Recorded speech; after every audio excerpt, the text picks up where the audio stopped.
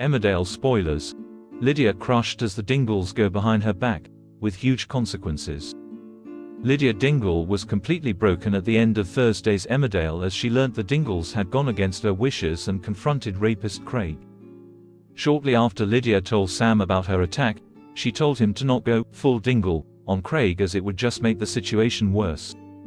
While Sam has stuck by Lydia's word for now, Mandy, Vinny and Bella took it upon themselves to try and scare Craig tonight. Following the news, the police dropped the case against him. The trio arrived at Craig's office and managed to sneak into a business meeting. While Mandy and Vinny stood by the door, Belle was within the audience, watching Craig address his associates. When Craig wondered if anyone had any questions, Belle stood up. As soon as she said the word Dingle, Craig's face dropped.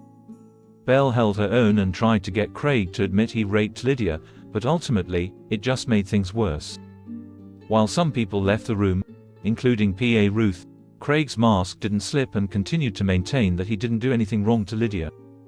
Back at the pub, as Lydia was supported by Rona and Marlon, the trio eventually returned.